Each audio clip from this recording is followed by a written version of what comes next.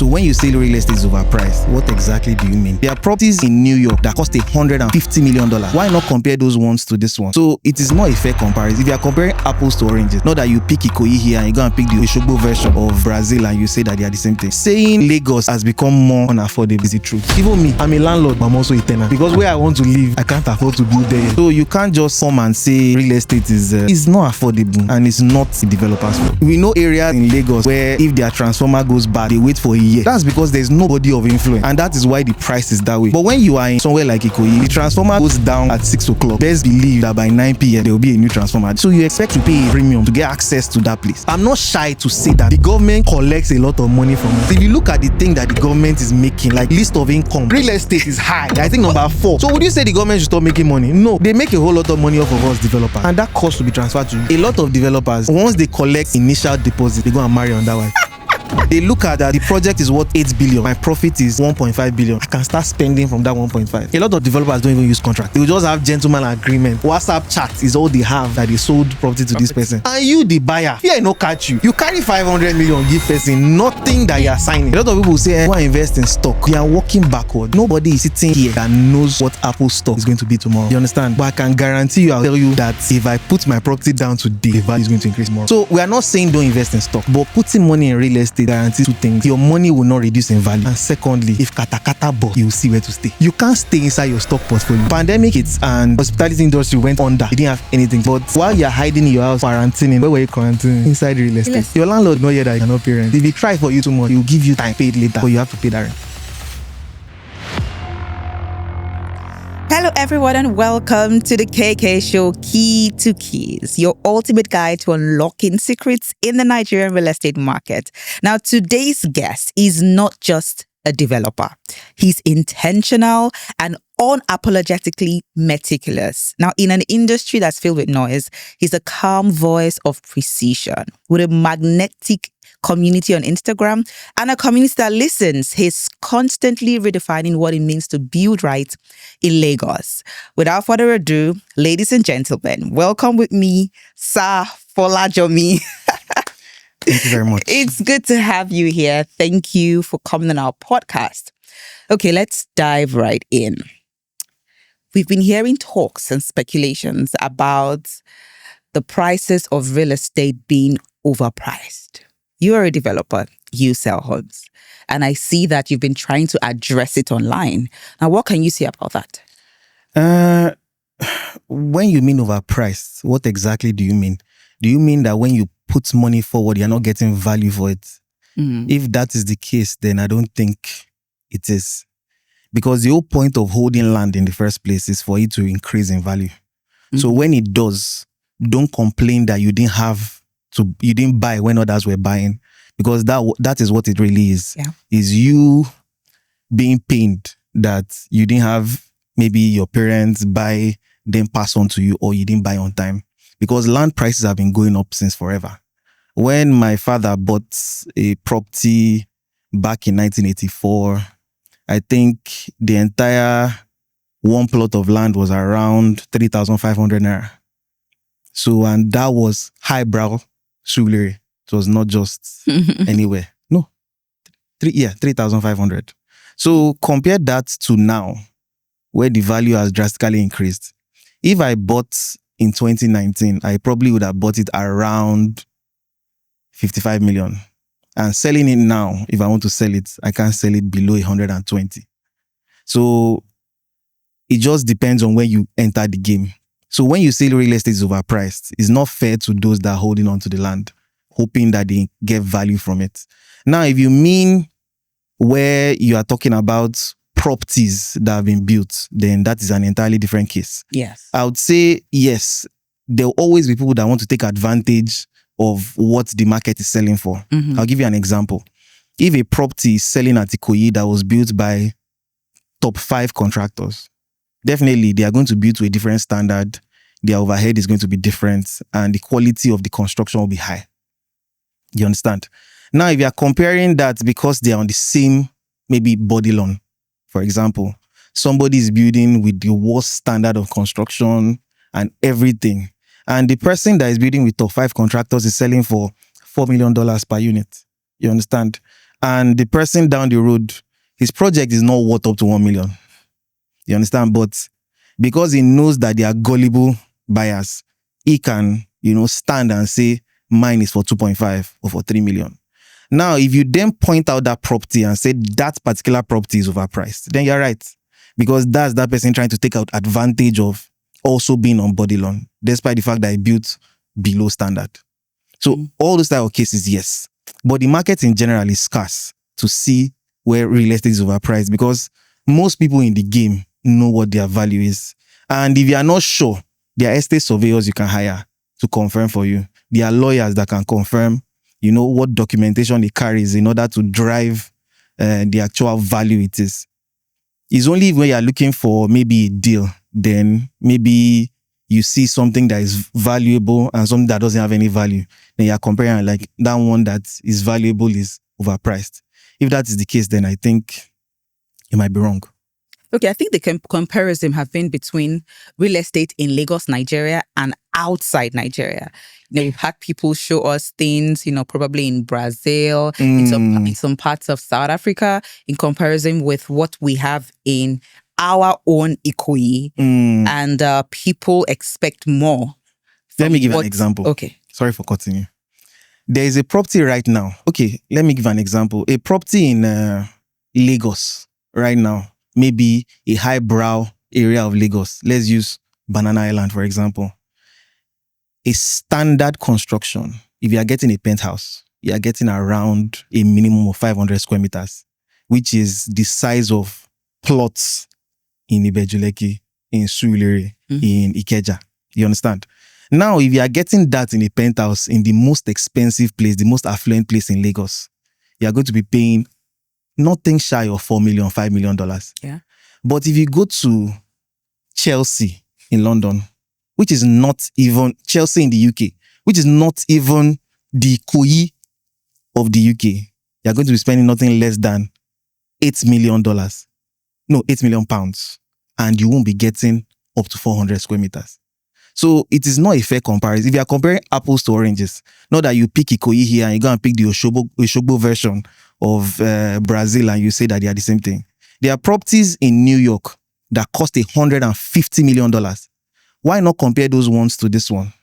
Then the next argument would be, but the infrastructure is bad, but this one is this, but that one is that. That's not the developer's fault. You understand? Mine is to choose the area that people value the most. And they don't value it because of the road. That is useless thinking. They value it because of the exclusivity, the access, and the scarcity of it. I know that if I live in that type of area, if I attend maybe a homeowners meeting, if I have a problem, I probably will solve it by speaking to at least one person. You understand? You don't get that in your house in Ikorodu. You won't get that in, you understand? We know areas in Lagos where if their transformer goes bad, they wait for a year before. That's because there's no body of influence in that place. And that is why the price is that way. But when you are in somewhere like Ikoyi, the transformer goes down at 6 o'clock. Best believe that by 9 p.m., there will be a new transformer there. And that is not because of corruption. It is because the people, the movers and shakers of the country, of the state live there. So you expect to pay a premium to get access to that place. So when you are compare the right things, then they pick a house in the middle of the bush that maybe is sitting on an hectare of land, and that is the only house where maybe the nearest ShopRite or Costco is about 50 minutes drive from there. And they start comparing. You can't compare that type of thing. If you are looking for that type of thing, go to Ekpe, you will see. Go to Ondo State, you will see. If you want to live on a mountain beside water, you get access to that. But this is the concrete jungle, metro of the state. That is what you get. Forget green areas. If you want that, get a penthouse. The people that are even complaining on top of that, when you see them buy the houses outside of Lagos where it's cheaper, instead of them using their backyard for a garden, they will put a 1-bedroom there. So if you want what you want, you will get what you want. But compare apples to apples and not apples to oranges. Now, with the rising cost of housing Mhm. in Lagos. What strategies do you think could make housing more affordable?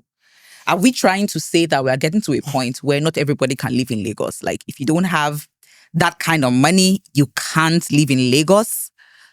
I mean, what do you think? Raji Fashola son said when he was governor of Lagos State, said there's no affordable cement, so there cannot be affordable housing. Now, That was in 2008-9 thereabouts. wow. You understand? Okay. Now, housing price is an issue everywhere. Let's not deny it. The only difference is that in Nigeria, you probably have to pay upfront or a maximum of 24 months, whereas there you can spread over 30 years. Mhm. So, comparing salary of the average earner in San Francisco to what is affordable, you still cannot afford a house on a 30-year salary. If you combine your 30 years together, you still cannot buy a house. So it's an issue everywhere, and there is a lot that goes into it. And it's not something that you can just pick Nigeria out and say, this is the issue. In Brazil, during Rio 2016, when they finished Olympics and everybody left the area, a lot of people in that area still could not afford the housing that was in the place. So saying Lagos has become more unaffordable is the truth. Because Lagos is a very, very important place. Ogun State, I don't think they have a port the size of Apapa, where the entire connection point of global trade is all the containers coming through there.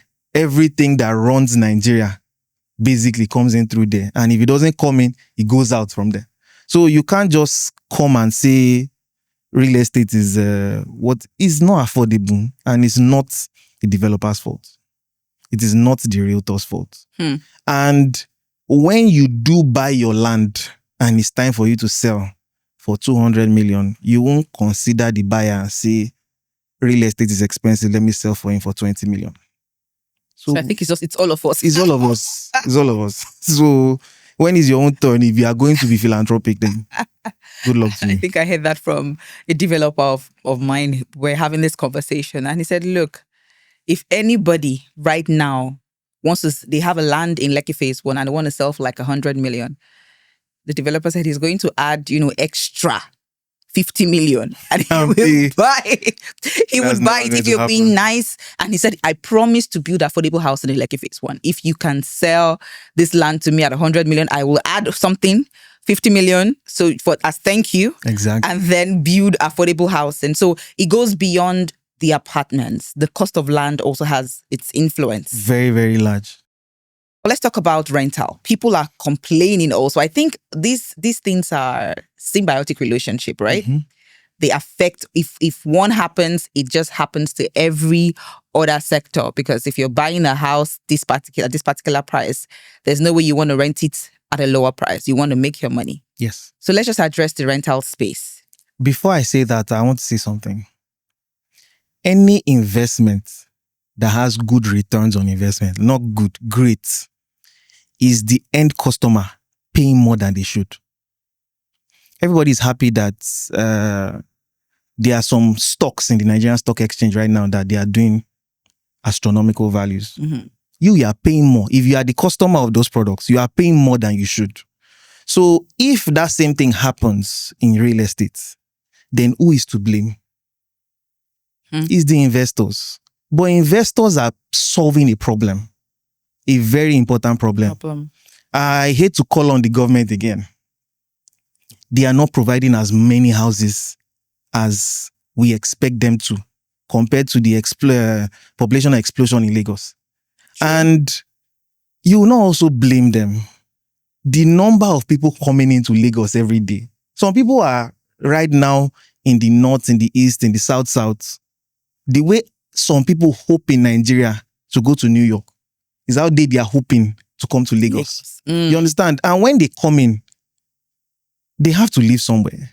And if you will not take that shitbox house, they will take it because it's better than where they are coming from. You understand? Yeah. So the housing deficit is real. And if you want investors to come in, they are not philanthropists. they come in for profit. They have to be able to see the numbers in order for them to build. I'll give another example. You are from a family of 4. Your father built a house in Lagos. He's still alive because he gave birth to you in his 20s. So you are 35, he's 55. You understand? He's very young. He's not going to die any soon. So forget living in his house. But now you have to get married. You understand? 4 of you that are children, you need 4 new houses to live. So if somebody doesn't step in to build those houses, where would you live? Now, the house you moved out from is not empty. Let's assume you are all men. The lady you are picking from her house, that house she left is not empty too. But you as a man, you have to get a new house to stay. So at every point in time, every Saturday that there's a big wedding, those people need houses to stay. And you and I know that we are a party country, we are a party state, we are a party culture. For sure. Exactly. Those people need houses. That's you true. need to put them somewhere. That means we are stepping in and stepping up to do those things that are not done because we see that the market is there. So those houses need to be built, and those people building it need to make profit. I'm a developer. My business is providing houses. My aim is to provide good housing that me too I can live in. That will cost more than the average Joe's house, because a lot of houses that are, so to speak, cheap or affordable, they are not built to standard, which is basically a scam in slow motion, because 5-10 years down the line, they probably have to demolish the house again because it's terrible. I was going to come there too. So when you build a standard house, which will cost above market, the person that I'm selling it to, I'm telling the person that they will make profit. And that is the truth, because they will make profit. But the people that are going to stay there are those that are not ready to settle for rubbish. They want good houses. And they understand that if that person is charging 3 million per year, me, I'll charge 4.5. And that's okay, because those customers exist. And just like the ones that are complaining that the houses are too expensive, that this is their budget now is in comparison with the guy that just came in from, I don't want to mention any states because I don't want anybody to attack me, from one state in outside of Lagos, and they are coming in. They are coming with money, or they've actually found a source of money, like our brothers from the East. Once they arrive in Alaba, give them 7 years, they can afford the house. And it's not from stealing, it's from, taking advantage of the market and making profit from it. Those ones too, they are going to live somewhere. So the housing issue is a very serious one. If you can acknowledge it, then you understand what is going on. If you want to blame anybody, go and meet your rep member and tell them they should build more houses for you. Okay, I'm going to touch something now, right? Talking about this same price of properties. Do you think it's artificial? And I'm saying this because we've seen appreciation over the years. I mean, we've been doing real estate for almost a decade now, and we've seen the appreciation. We could tell that, okay, in a year or two, this would be the value of your property. But over the past 2 years, we can't even tell, because if we tell you it's going to be 10%, trust me, it gets to like 50%. Now, a lot of clients come and say, look, it's going to bust. It's a bubble.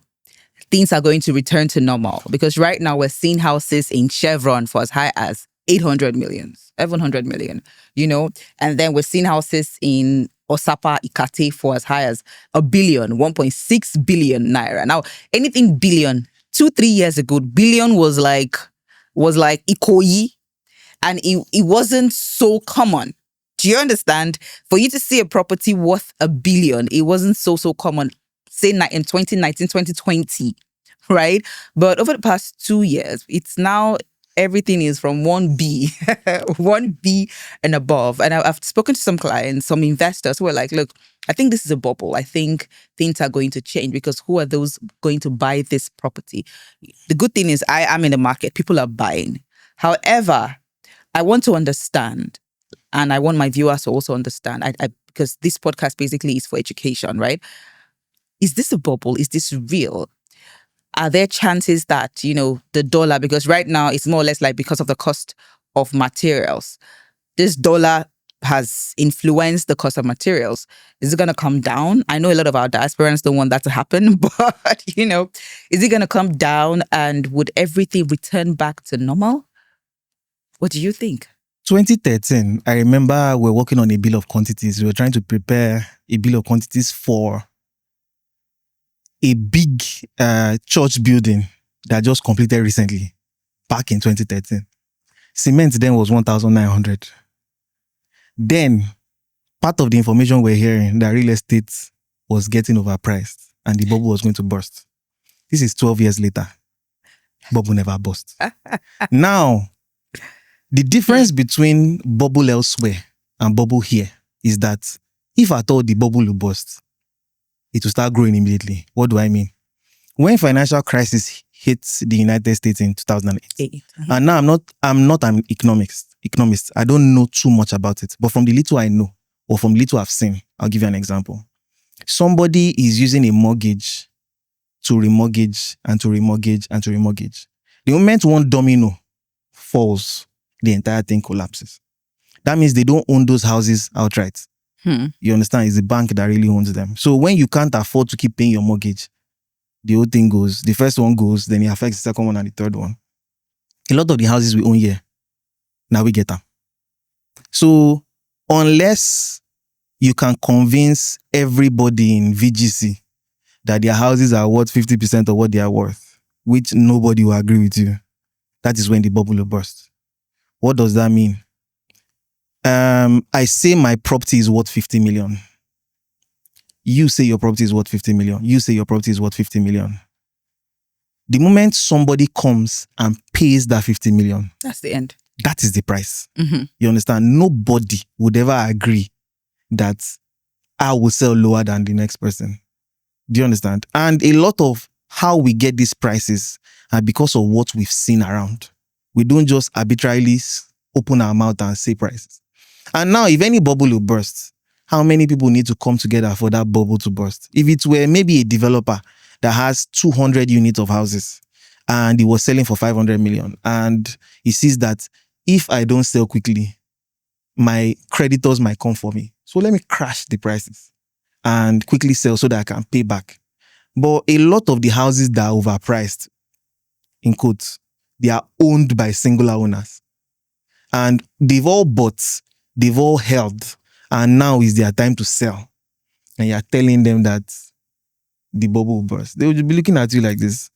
I myself, I can tell you for free that if I buy an asset today, real estate class, I'm not going to sell for no particular reason. If they say, the price is 50 million today, okay, I'll wait. It will become 100 million soon. When it becomes 100, I'll wait again. It will become 200. Because I know that the prices will still keep going up. And why is that? Cost of materials are increasing. The scarcity, the number of houses available have not increased. Even the ones that have increased, maybe they are, dredging the shores. Those ones are not for us. They are for the HNIs. Because the cost of dredging alone would, make it unaffordable for, people like me. You get. So saying that the bubble is going to burst, you need to find out what will burst the bubble. And people claim it is because people cannot afford it. That's not a valid reason why the bubble will burst, because there are still people that can afford it. The houses we are building, for example, all the houses built in 2024, they are not up to 100,000. I will need to check the numbers, but I know they are not up to that. The number of people that came into Lagos are more than 100,000 in just 2024. So while the houses are getting more expensive, the percentage of people that can afford houses are still the same. For every 100 people that come in, maybe only 4 will be able to afford it. But that number stays the same. That percentage doesn't change. So the people that can afford will always be able to afford. And what is funny is, if I can afford Ikoyi, that means I should be living in Eko Atlantic. So when I buy a house as an investment property, I usually buy it for the level below me, so that I can take advantage of that market. The person buying for Lekki is living in Ikoyi. Person buying for Yaba is living in Lekki. Person buying for Ikorodu is living in Yaba. So we are all helping each other down the line.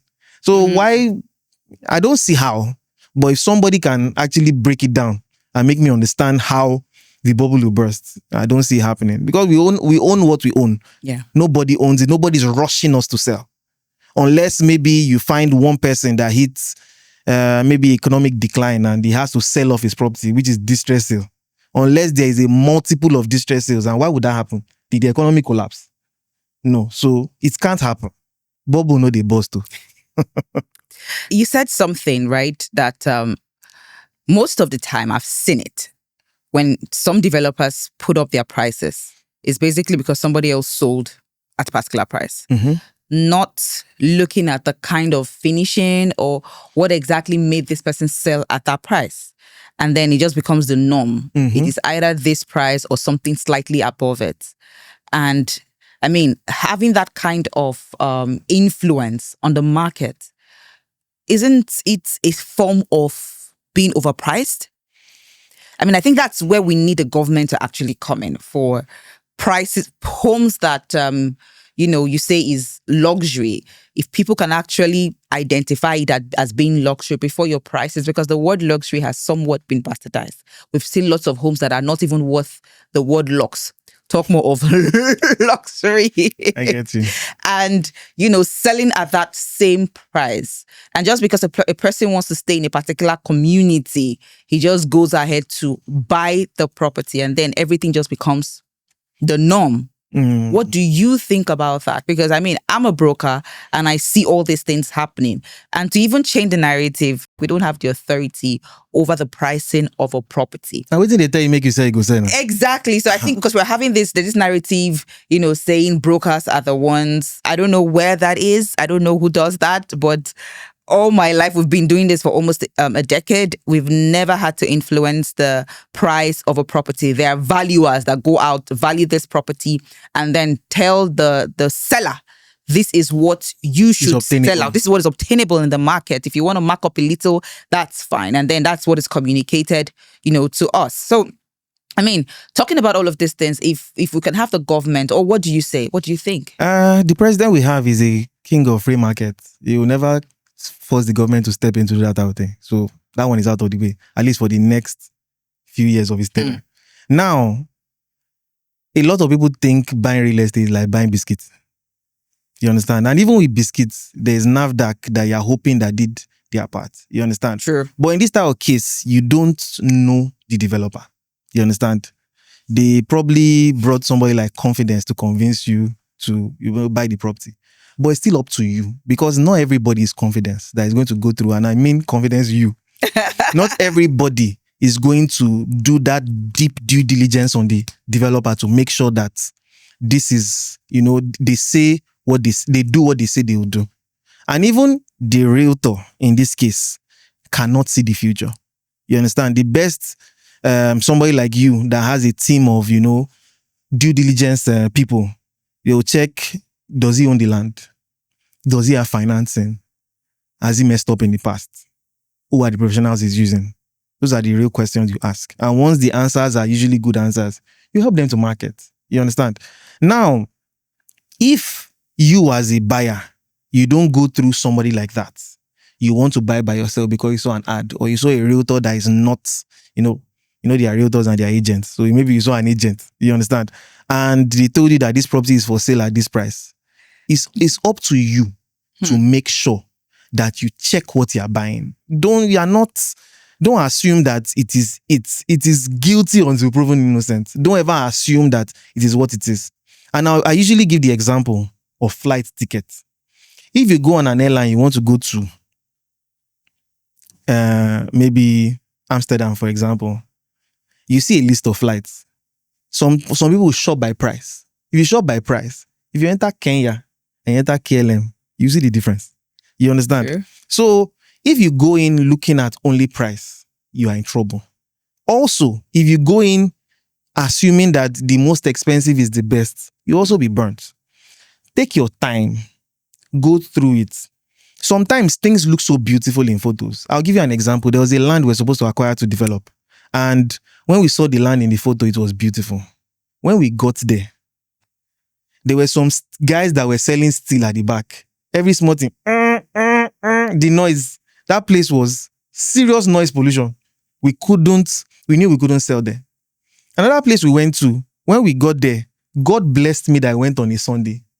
The church did not have parking. Their spillover parking filled the entire street. And I felt if my buyers had to handle this all the time, they would never enjoy this place. And I left. So me, I'm doing due diligence in order to make sure I don't sell rubbish to you. But even me, there's nothing beside my head saying, this guy know they lie. This guy will always be truthful. Mm-hmm. Do you understand? Yeah. You too should check on me to make sure that what I'm doing is correct. That is the only way you can prevent these problems. If you look at 90% of the cases of people that have been burnt, ask them, did they do due diligence? They'll say no.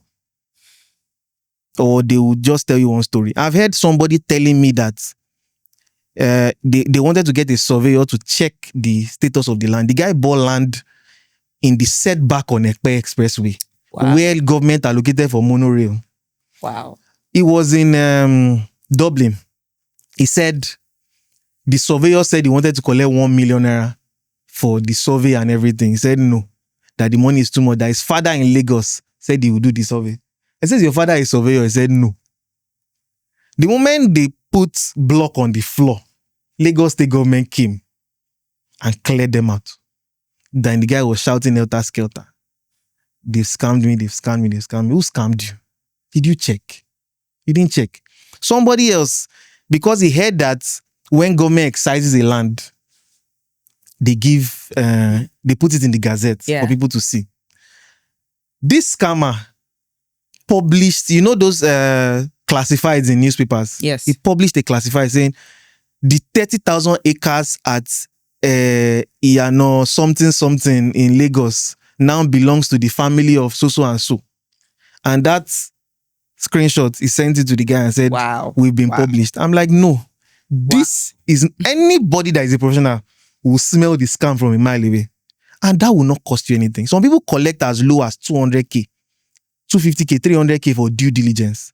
They will check, is the land the even place the 1 million naira self. You understand? They don't check. And at the end of the day, they are burnt. Who exactly is to blame? It's not the developer, because that probably is not even a developer to start with. That's a scammer.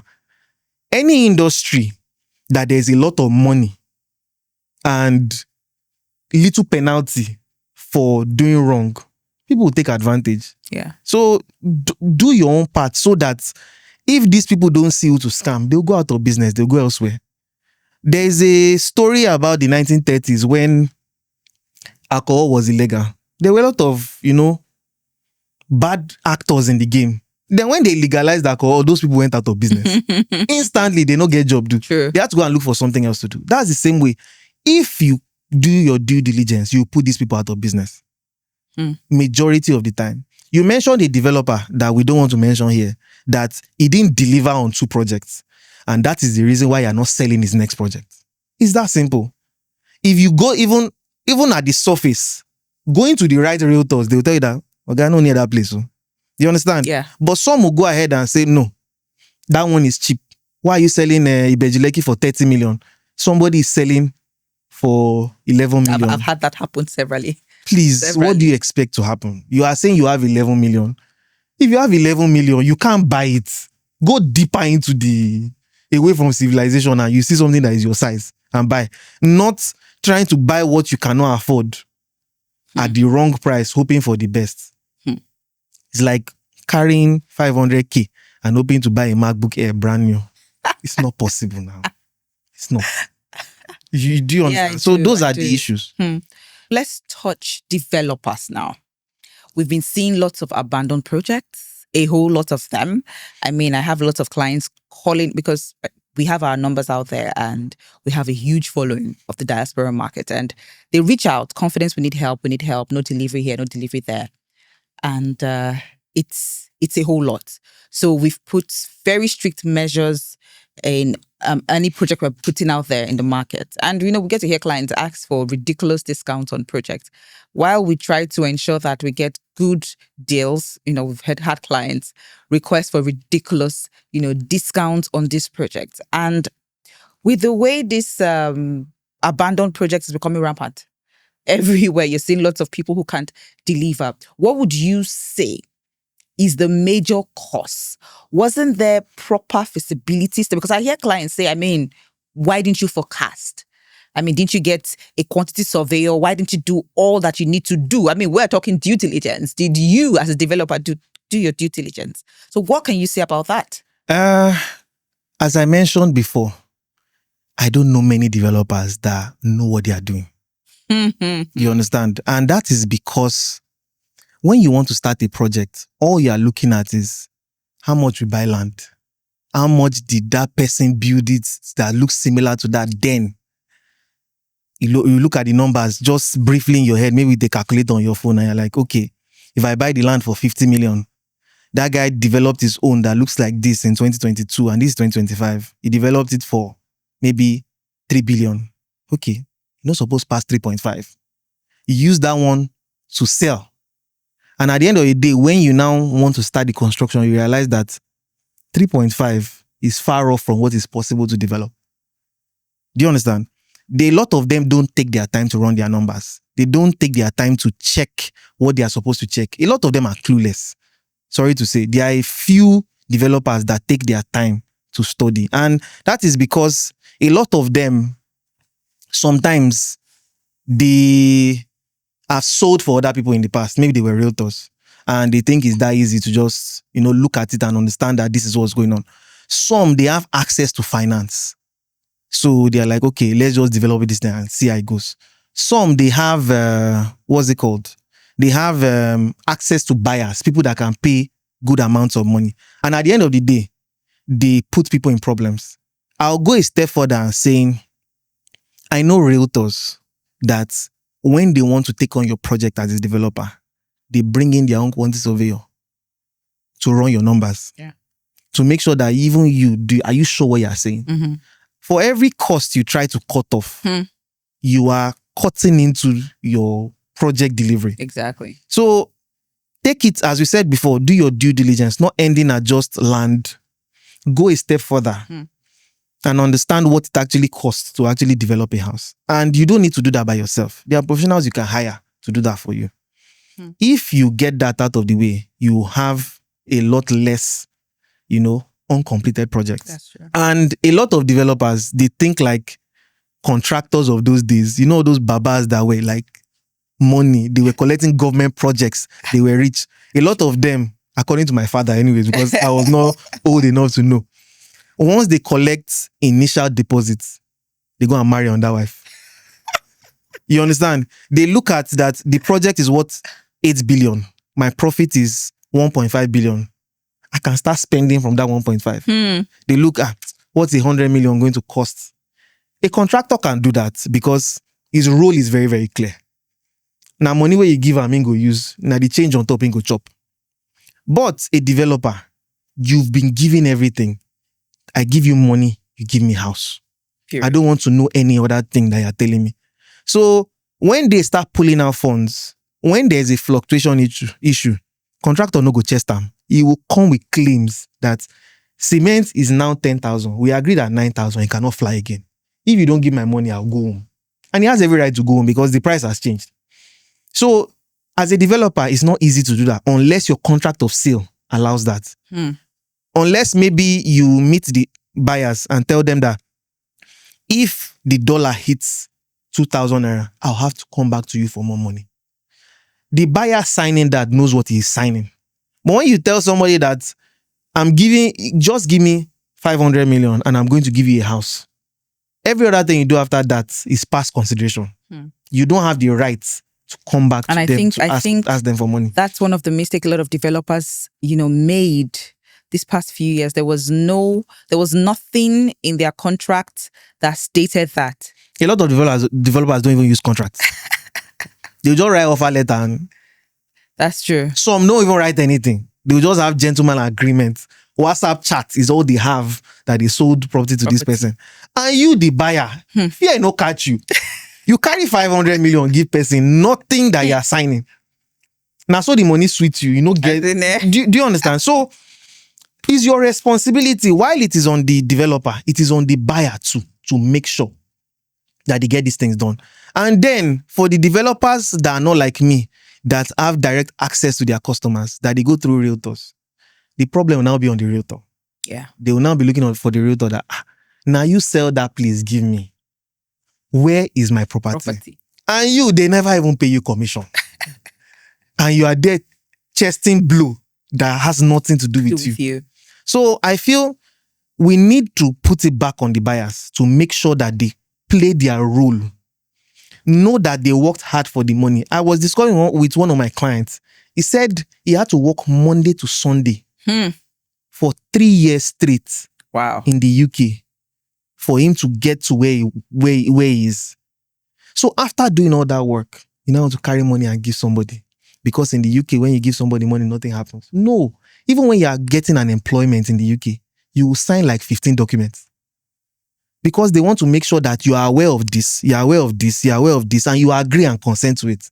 But you carry your hard-earned money and you want to give somebody all in the name of, I want to own property. No document, no signature, no nothing. And you're there complaining. It's your fault too. You have to collect inside the blame, even if like 30%. But part of the blame is your own. All right. So let's address this too. What do you see as the biggest opportunities for real estate development in Lagos over the next 5 years? There are a lot of houses needed in Metro Lagos because people don't want to stay far from work. If you buy an apartment, you will see money. You understand? There is also need for homes that are for families because Metro Lagos has stopped building family homes. Now apartments. 1 bedroom, some that is no parlor at all. Room self. Flat. Mini flat is even with parlor. There are some that is just the room, the kitchen, and the bathroom. Then there's the one with the 1 bedroom, the 2 bedrooms, and usually stops at 2 bedrooms. A lot of people don't do 3 bedrooms anymore. And even if they do the 3 bedrooms, it's very limited. The 3rd bedroom is usually get a CB. You understand? So if you want a family house, you definitely be ready to live at least outside the Metro Lagos. A lot of people that work in New York live in Boston. Sorry, New Jersey. So it is normal for you to live in the suburban part of the state. So there is a lot of opportunity for those that invest into properties, outside the metro and in the metro. And that's because every category of people in this world, in this Lagos, needs property. We are sitting inside real estate. Of course. Doctors need real estate. Farmers need real estate. You understand? Every type of thing you do, real estate is involved. As the great Ali Baba mentioned on your show, real estate in combination with what will give you what? You understand? Yes. There's commercial, there's recreational, there's this, there's that. So all that is involved and you must be ready to put your money down if you're ready to see good returns. And just by putting your money in real estate, provided you verified, because the worst thing about real estate is buying what doesn't belong to you. Ouch. So, but once you verify that all is well, just leave your money there. It's inflation proof. Nothing will happen to it. A lot of people say, go and invest in stock. They are walking backwards. Nobody is sitting here that knows what Apple stock is going to be tomorrow. You understand? But I can guarantee you, I'll tell you that if I put my property down today, the value is going to increase tomorrow. So we are not saying don't invest in stocks. I'm not saying don't invest in what you are familiar with. But putting money in real estate guarantees 2 things. Your money will not reduce in value. And secondly, if katakata busts, you will see where to stay. You can't stay inside your stock portfolio. You can't. That's but deep. That apartment, that land that you buy somewhere is secured for you in case anything happens. I've seen cases where, I've been in cases where I sold a land in a particular area, maybe like 2-3 years ago. And now I'm actively looking for land in that area I cannot find. Because the place now has become something that I was not even expecting. And the next available place is somewhere just outside the area. And the only way I can get is by sending my lawyer, which he doesn't even like doing, to go and be asking that, who is the landlord? And go and be offering them something. The ones that are even ready to listen, that will not use cane to pursue you out of their property, those ones will give you prices that are way above market because now they know you want it.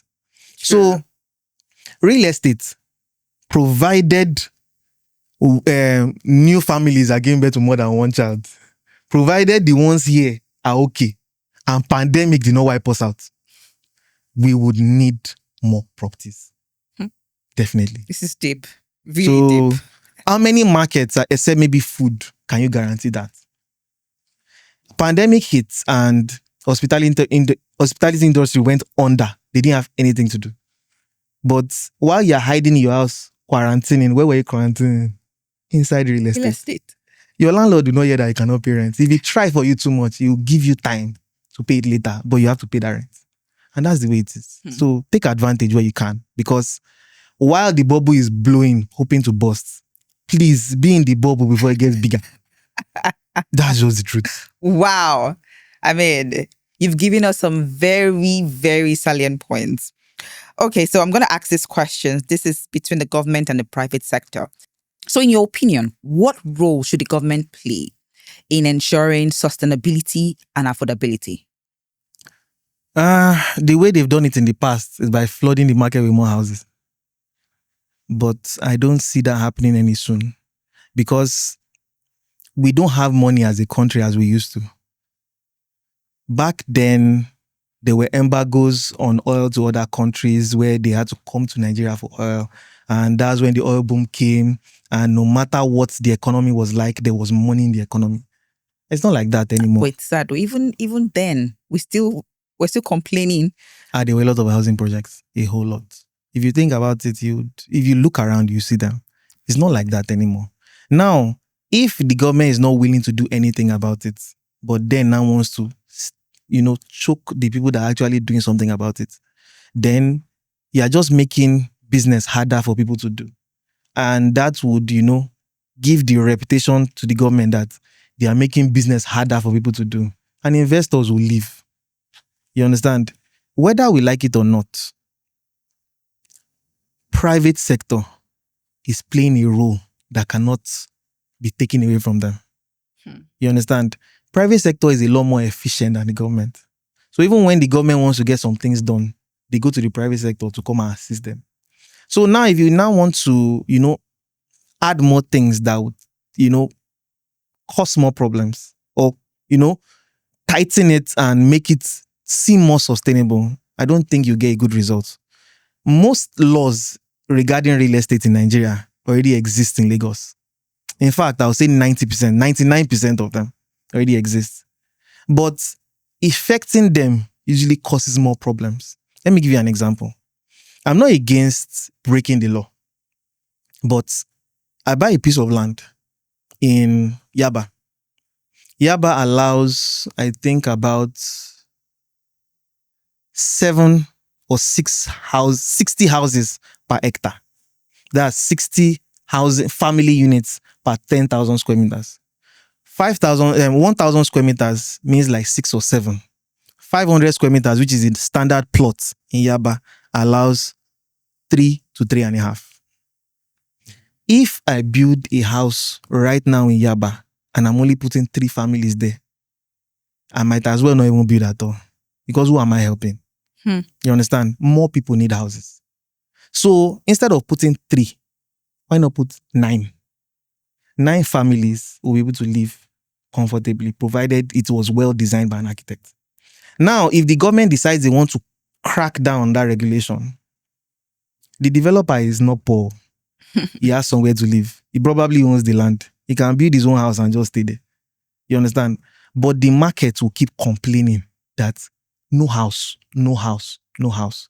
So there are a lot of regulations in place. It's just the government not, cracking down on it. I think it even still boils down to the government. Yes. But we did this Nigeria together. You understand? Even if they decide they want to get anything done today, it doesn't happen as fast as you hope it will happen. So at the end of the day, you that you're hoping to benefit will not benefit. I'll give you another example. There was a time that they were building a lot of houses in Lagos around 8 to 10 years ago. Not under this governor. Yes. They built the houses, and the governor then insisted that those houses were only sold to civil servants. Yeah. Now they give them a payment plan. Those houses were in good areas, at least by today's standard. They were outskirts as at then. A lot of those civil servants sold the houses. They sold the houses and they took the money, and they were now paying back from their salary. But that lump sum that they were able to get from sales, use and bad on themselves now. So even there's this, you can't have good things that I usually have when I see all those, the vibe I usually have when I see all these things. The people you are trying to solve the housing market, the housing issue for, when you give them house, they too, they will become oppressors. So I'm not saying it should not be solved, but the problem long. You understand? And I don't see a clear way to solve it and solve it quickly. There was a country, I can't remember whether it's Singapore, Malaysia, or one other country. They insisted that nobody could own properties for investment. That once you own a property, that is the only property you're allowed to own. Wow. And that way, the number of houses available match the number of families available. You understand? But imagine doing that in Nigeria like this. The economy is going to collapse. True. That bubble that you're talking about, that's how to bust it. But I don't think even you would want that. Because if you remove all the houses that the private sector has built, you probably will have only 10% of houses left. So if the private sector stops, we are all in trouble. Even me, I'm a landlord, but I'm also a tenant. Because where I want to live, I can't afford to build there yet. So we will all be affected. So let us put a lot of reason. And as you mentioned outside, we can bring in somebody as well that is on the side of the tenants.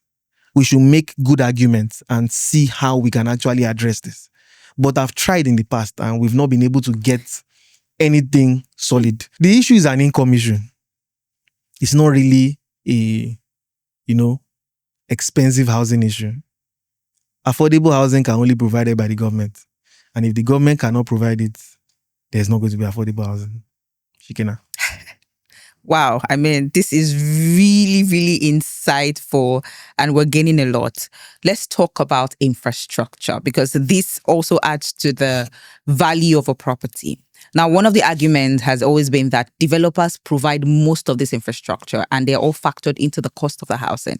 And people still complain, what infrastructure? Basically, you're a developer. So, I mean, is this true?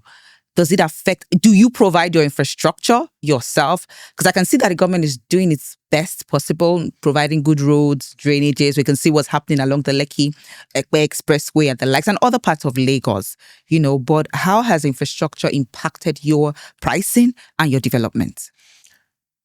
Something as simple as water. We have to, dig our bowls ourselves. There's no direct source to the means. Something as simple as where our waste goes. There are countries where they have sewer systems where the waste goes away. You have to create a sewage treatment plant to handle that by yourself. And now waiting you buy, now you go sell. And that is just the truth. Gone are the days where the government will get to a location first. Do the development in advance, do the roads, do the street lights, do everything. Then large-scale developers will come in and they will buy in bulk. Then they will then build houses on top. Type A, type B, type C. Those type of things don't happen anymore. That's a lot to do with economics, funding, priorities, and things like that. When the developer decides to do that, and he's doing that because, as I mentioned in a video prior, you want to buy, let's use somewhere as simple as Ekpe. Those in Songotedu, a lot of the lands there are not owned by developers. They are owned by people that are bought from developers on Omonile. You see those ones, like every Nigerian, their eye they chook. They bought this land in order to sell at profit in the future. That's true. Some bought for 4 million. Some bought for 800,000. Yeah. Now the land is worth 70 million. Sure. They are not going to be nice and say they want to sell for 40 million. It's not possible. So now the developer wants to build more houses. His target price is maybe 50 million per house. As seeing that cost of land is not possible, then he brings in guys to run numbers. If we were to buy this land at 70 million, what would it cost? Versus if we went to go and buy a large portion in that bush, we will do the road, we will do the street lights, Drainages. we will do the drainages, we will run wiring, all that. Then they look at the numbers and they're like, okay, this one will cost around 45 million. And the advantage of this one is that we don't have to bring all the 70 million at once. One. Secondly, we don't have to negotiate with multiple people to sell their 70 million. Where if you are buying a whole street and just one person doesn't sell, it messes up the entire design. So they go into the bush, they buy the land, they do the C of O. People don't know how much C of O costs. Costs a lot. It costs a whole lot of money. You do that C of O, then you want to start bringing in people to actually get the work done. You first have to go to Ministry of Environment, get to where the drainage channel is. You get your topography, check the level at which you have to put your own drainage in order to send water with gravity, because gravity is the cheapest way to move drainage water. If you have to pump it, then you're in trouble. So they do all that, put all the costs forward, and knowing fully well that these are infrastructure projects, they take time. Every single infrastructure project since infrastructure has started has always gone over budget. Every single one. There is no single project that even the government said, and in any country in the world, said it will cost us 45 billion and it ended up costing them 45 billion. Look at the coastal road. You understand? They might be looking at the road now and they're like, okay, now that we are doing the road, maybe we can put a hospital here. They'll add that. Okay, when we were digging the ground, we found out like one project they were doing in Europe, where they found out that anytime they drill and the sand comes in contact with water, it swells. So the volume of sand they had to worry about just doubled. And it will cost them much more money to do that. So going into a development thinking it will cost you 10 billion or 20 billion, and as at the point you've gotten halfway, you spend 19 billion and there's still halfway to go. Definitely, while that is happening, you see that land that you should have bought, it won't stay at 70 million. No? That's true. That's gone to 100. So you are still looking and thinking that while this is more expensive, it is still the affordable option. So then you keep going. Somebody paid for a land in the area in 2022. This is 2025. They have gone a long way, but they have not finished. You understand? Definitely, there is more costs to cover. It's not, sometimes it's the developer's fault. I'm not disputing it.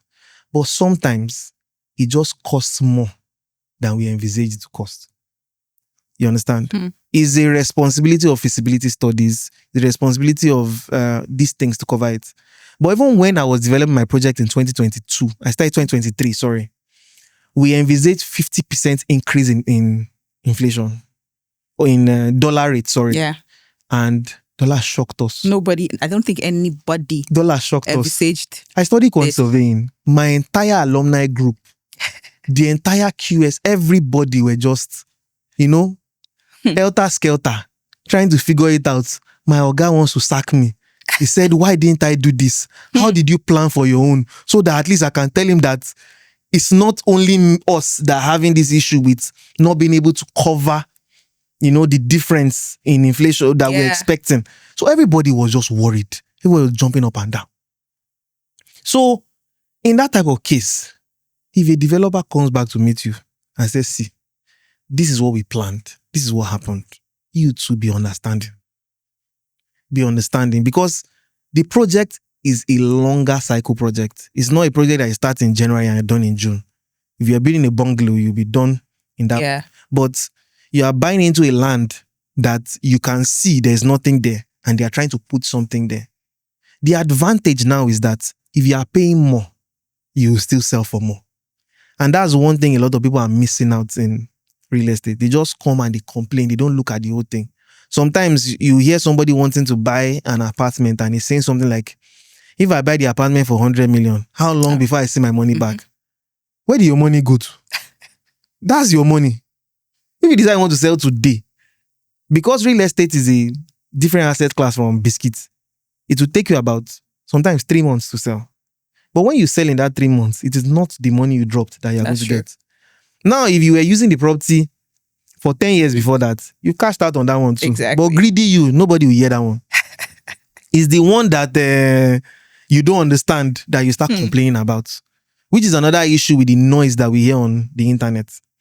People with incomplete information, they come and they ramble about things without understanding the full picture. I'm not shy to say that the government collects a lot of money from us. If you look at the thing that the government is making, like list of income, real estate is high. I think number 4. Of course. Where they are cashing out. So would you say the government should stop making money? No, because that is how they are paying the civil servants. That is how they are doing the infrastructure they are doing. Internally generated revenue. You understand? They make a whole lot of money off of us developers. And that cost will be transferred to you. So unless you are seeing the whole picture, be inquisitive, not judgmental. Ask questions and don't just jump to conclusions like that. So what are the current trends in real estate that you're seeing, and where do you think investors should focus their attention on? Now, for instance, I mean, we're in the wave of shortlet. Everybody is jumping into that shortlet market. Should people still look in there? The enjoyable thing about Nigeria, or Lagos, let's focus on Lagos now, is that everything is in trend. Why? Because the need for every sort of real estate is still as high as possible. And the supply is not enough. What do I mean? If you want to go into buying land in order to sell at a future date, you can. Do you understand? That land will soon finish. And once it finishes, people will want that land and they'll pay more for it. That's true. Once development comes in, one that needs it will be like, okay, why am I going here? Why not just stay here? Getting the same value. You understand? Real estate is self-reinforcing. If you buy land in Ekpe and ShopRite sees that there are a lot of people in Ekpe, they'll put a ShopRite there. Dangote Refinery is going to hire people. They're going to put people there. Those people are going to have families. Those families are going to shop. They're going to go to school. They're going to party. All those things, they are real estate, cash out points where you can make money off of. If you build a shopping mall there, people are going to rent the shop. Not everybody that is going to want to fix their car will carry their car from Ekpe to Ladipo to go and buy alternator. You understand? True. Not everybody is going to buy fruits in Mount 12. That's true. Do you understand? Those things have to happen there. So it is self-reinforcing. And the more people are coming there, the more the monies will go up. That's that side. Commercial real estate is still required, as I mentioned. Shortlets, the problem with shortlets is buying in the wrong location.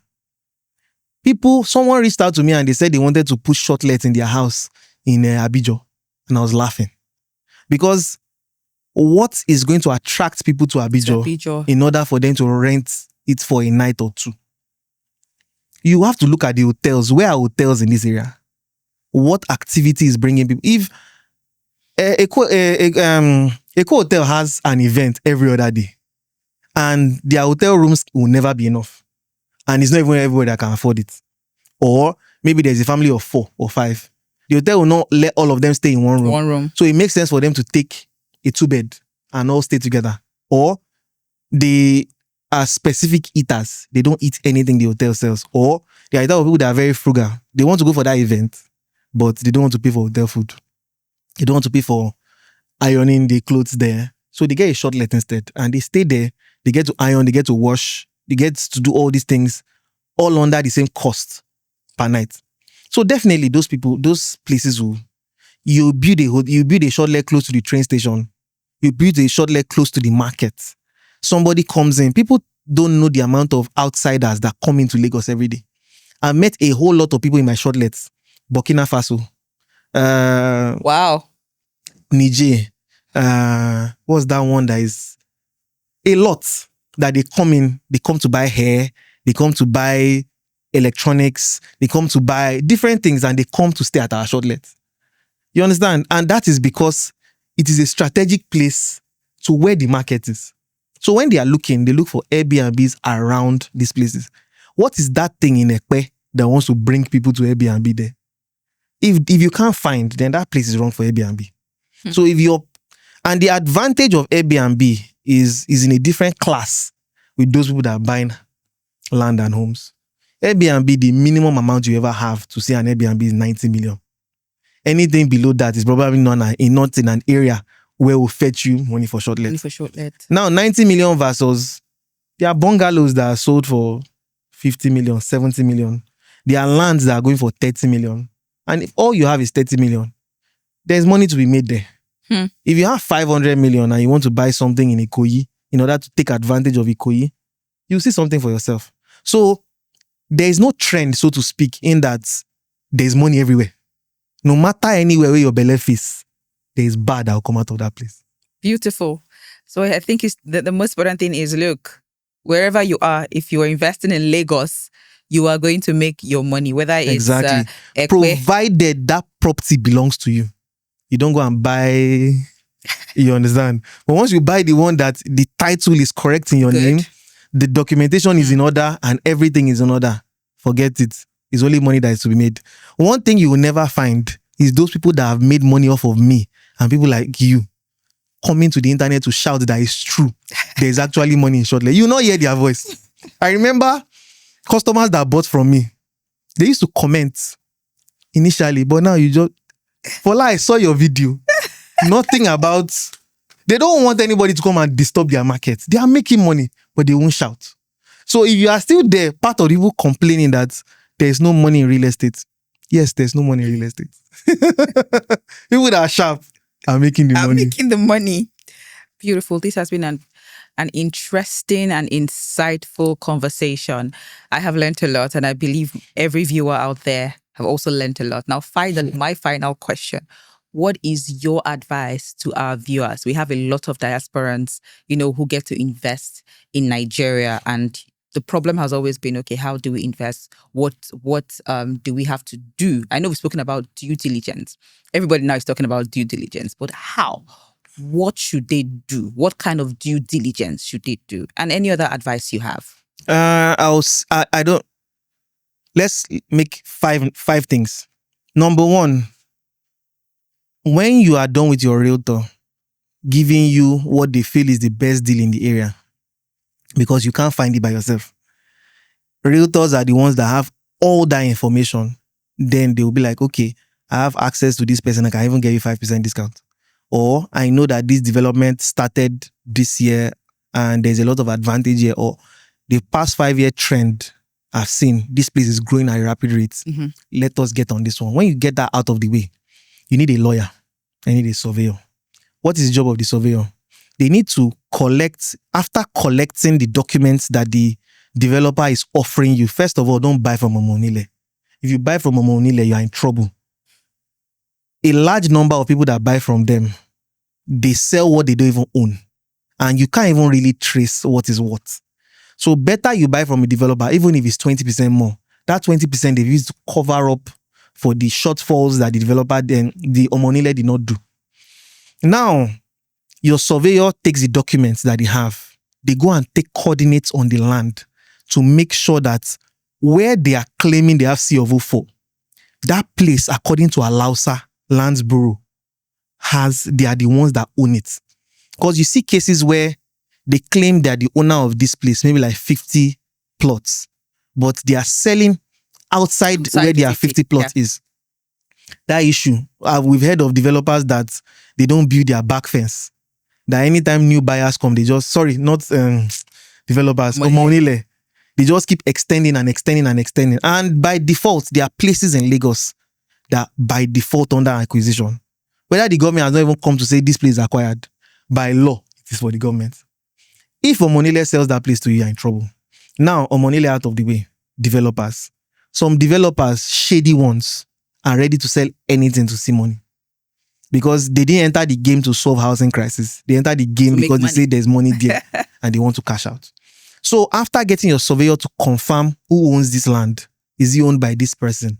Once the surveyor has confirmed that one, you can rest a bit. The next thing the surveyor is going to do for you is to confirm topography. Is this place in a floodplain? You don't want to buy water now, but you want to buy land. The other thing they'll confirm is it along any drainage channel? They have to confirm that for you. Another thing they need to confirm is it under acquisition? Is the surveyor that will check that for you based on what the general, they call it charting. Once the surveyor has done that for you, you can rest. Now the lawyer steps in to confirm ownership history. Every land at one point belonged to somebody before it belonged to the developer. The developer, they just born them now. How many years is it? Land has been existing way before that. You need to trace ownership. Even as far back as Nigeria became Nigeria or Lagos became Lagos. Who were the original settlers on the land? Is your Omonile okay? How did Omonile sell it to the person that sold it to the person that sold it to the person? Now along the line, did anybody borrow money with that land as collateral? If they did, have they paid the money back? And if they paid the money back, is there any proof that the money has been paid? All that information will be confirmed by the lawyer. Once the lawyer has confirmed all that and said, this is a go, there is no problem, then your mind is at rest. You still have to call the surveyor back.